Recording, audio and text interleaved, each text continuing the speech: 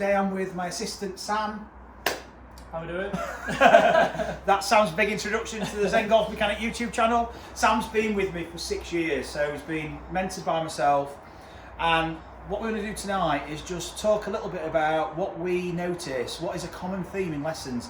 What would you say, Sam, is one of the most common things you see from people who come for lessons with us? Generally, people are aware that they want to let the club do the work, and they've all had that effortless swing where they can feel the club doing the work, and in an effort to do that, they tend to relax, and probably a little bit too much. So in an effort to try and feel the club, people are trying to grip it too loose. But by doing that, you're actually now losing control. You're actually losing the feel of what you're actually going to be hitting the golf ball with. Think of a hammer.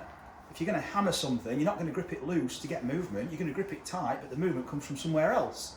So how do we create that movement? Well, it's the forces we're using and where they're coming from. And that's really important. If I'm gripping something really loose, I can't really now move my elbow and my shoulder because I'm going to have too much movement. I'm not going to be able to control it. And sometimes we hear from people who, particularly on the comments on the YouTube videos, they're trying to relax and the swing feels great, but they get a lot of dispersion to the shot. So what we're going to do is just demonstrate how we can regulate that grip tension, optimize it really. So grip tension influences how you move, and how can we feel what the right grip tension is. So a good exercise, you're going to need a partner for this. Sam, if you don't mind stepping onto the plate and just take your grip with just your left hand, okay, and just lift the club up in the air for me. I'm going to hold the club here, and I want you now to rotate against me, so you're rotating, there's no tension in the arm, he's counterbalancing the pull that I'm creating here, okay, just keep push harder from the ground. There you can see how he's having to push to counterbalance me. See how he's extended the left side, he's rotated, you can see it's starting to look like a golf swing movement, okay, and this is helping him counterbalance the club. So whatever, if I apply a bit more pressure, and he's counterbalancing me, what he's feeling through his grip now is the ideal grip tension that's required to counterbalance this swing weight. What, on a scale of 1 to 10, what's that for you, Sam, there? What do you feel? It's quite high up, about 8, I'm feeling. So he's not trying to grip it loose, because if he grips it loose, just let it go, he's going to lose control, okay? So this thing's now not really under our control, our influence. It's becoming interference in the body map. So we're not really recognising this as part of the system. We want this to be part of the system throughout the whole swing. So we need to have solid connection.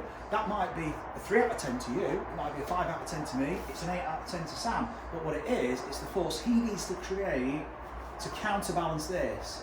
Now you notice how his body was moving to counterbalance too. So as he does it, so just do that again, Sam, you'll notice on the pressure plate where he's moved. See, he's on the balls of his feet, on the right foot and on the left foot, he's moving. And if you just start to move back and forth, Sam, watch his body movement. Look how he's moving to counterbalance. The pressure's moving from the heel to the toe of the right foot and the toe to the heel of the left foot. That's allowing him to rotate, but he's also pushing. Both feet are opposing each other. That's creating that rotational force. There's a weight shift, that's his horizontal force. But he's going vertical. So he's extending, and you can see the graph. It's going up and down. He's loading and unloading.